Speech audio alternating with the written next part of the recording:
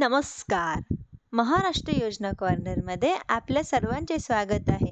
आजच्या आपल्या व्हिडिओच्या माध्यमातून आपण बघणार आहोत की संजय गांधी निराधार योजना, श्रावणबाळ वृद्ध पेन्शन योजना किंवा इतर निराधार योजनेचे लाभार्थी असाल, ही बातमी आपल्यासाठी आनंदाची आहे.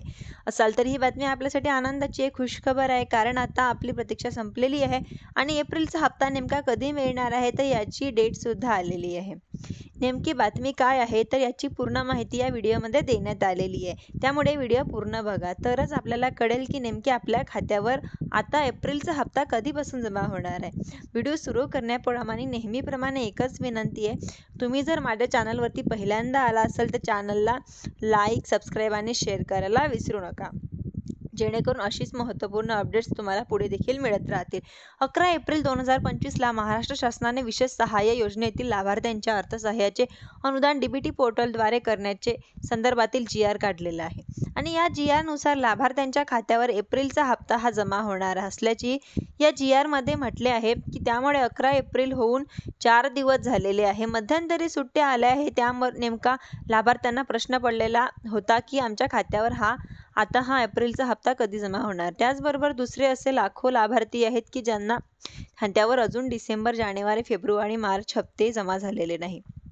त्यामुळे तेही लाभार्थी प्रतीक्षा करत आहे की आमच्या खात्यावर एप्रिलचा हप्ता हा कधी जमा होणार आहे. त्याचबरोबर मागील हप्ते कधी जमा होणार आहे. आता आपली प्रतीक्षा संपलेली आहे आणि मागचा जो काही GR होता त्या ऑक्टोबरपासून ते मार्चपर्यंतचे सगळे लाभार्थ्यांच्या खात्यावर जमा होतील असं म्हटलेलं होतं. तरी पण अनेक लाभार्थ्यांच्या DBT न झाल्यामुळे त्यांच्या खात्यांवर या योजनेचे पैसे हे जमा होऊ शकले नाही. त्यामुळे अजूनही जर आपलं DBT झालेलं नसेल तर आपल्या अकाउंटला हे तहसील कार्यालयामध्ये जावं आणि आपलं DBT करून घ्यावं व आधार प्रमाणीकरण करून घ्यावे. तुम्हाला लगेच आपल्या खात्यांवर योजनेचे पैसे हे जमा होणार, अन्यथा आपल्याला या योजनेचा लाभ मिळू शकणार नाही. आता आपण बघूया की नेमकं एप्रिलचा हप्ता आपल्या खात्यांवर कधी जमा होणार आहे. आता आपली प्रतीक्षा संपलेली आहे आणि या ठिकाणी एप्रिलचा हप्ता नेमका कोणत्या तारखेला जमा होणार आहे या संदर्भात विश्वसनीय सूत्रांनी आपल्या माहिती दिलेली आहे.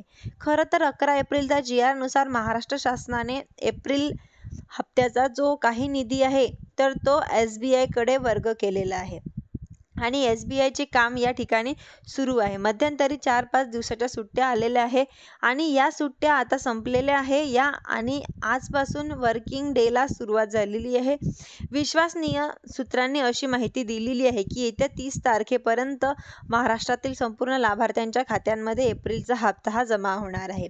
त्यामुळे ही आपल्यासाठी आनंदाची बातमी आहे, खुशखबर आहे. आता 10 दिवसात म्हणजेच की उरलेले जे 8-9 दिवस आहे, 10 दिवस आहेत ते काहीतरी खात्यांवर येणार आहे.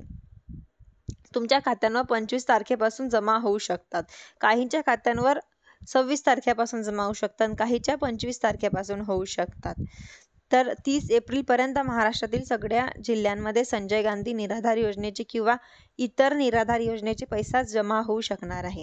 तर त्यामुळे जर आपण काळजी करत असाल तर चिंता करत असाल तर आपली काळजी आता या ठिकाणी मिटलेली आहे आणि फक्त आपल्याला 7 ते 8 दिवसाची आता वाट बघावी लागणार आहे. 7 ते 8 दिवसांनी म्हणजेच की 30 तारखेपर्यंत आपल्या खात्यांवर या योजनेचा हा एप्रिल महिन्याचा हप्ता हा जमा होणार आहे.